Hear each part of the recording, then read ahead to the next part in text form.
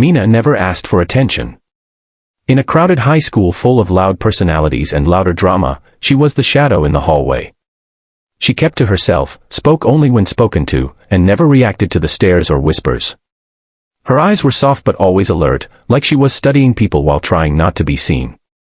To most students, she was just that quiet girl, someone they forgot existed unless she was sitting in the corner of a classroom or picking at her lunch alone. She wasn't new, but she might as well have been. Her silence made her invisible, and in a school like Woodbridge High, invisibility could be both a shield and a target. Mina had transferred there 2 years ago after her father passed away in a car accident. Since then, she barely spoke. Her mother, still broken from the grief, worked 2 jobs to make ends meet. Mina spent most of her time either helping out at home or sitting alone with her sketchbook, drawing worlds that were far more kind than the one she had to survive in. But predators smell weakness. And to girls like Kyla, Tori, and Jess, the school's self-declared royalty, Mina was nothing more than a plaything. Their cruelty came like a storm, first in small droplets, mocking her clothes, shoving her books, calling her a mute girl. But it soon escalated into full-blown bullying, designed to humiliate her and get laughs from their followers on social media. Mina never responded. Every push, every whisper, every insult, she swallowed in silence. Even when her drawings were torn, her locker vandalized, her shoes hidden in the gym, she kept her head down. Not because she was afraid, but because she had learned something important from her father. When you strike, do it with purpose. Not with rage. And only when it matters. But the day in the bathroom, that changed everything. It was Friday afternoon. The last period had just ended, and the hallways were clearing out. Mina went into the girls' restroom, unaware that Kyla and her pack had been waiting. They cornered her near the sinks, blocking the door with laughter already echoing off the tiles. "Look who's here," Kyla sneered. "Miss Silent Mouse." Mina took a step back. "She never says anything," Jess giggled. "I bet she wouldn't even scream if we shoved her in a stall." "You know what would be hilarious?" Tori said, pulling out her phone. "If she drank toilet water. Bet we'd go viral in minutes." Kyla smirked and pushed Mina toward the stall. "Get in." Mina's back hit the wall.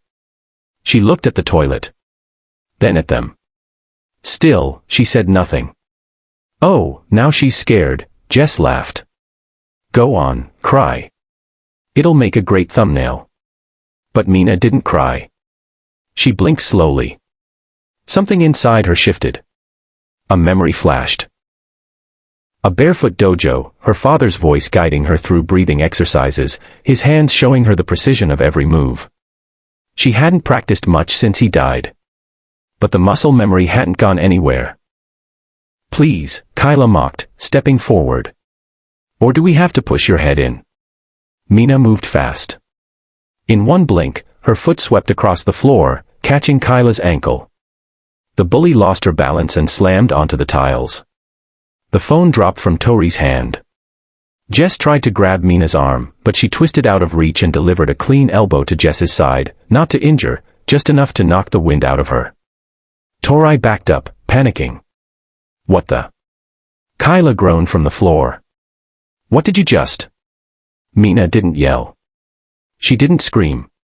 She simply stood tall, eyes calm, voice cold and steady. "You've had your fun," she said. "Now it's over." Jess was wheezing.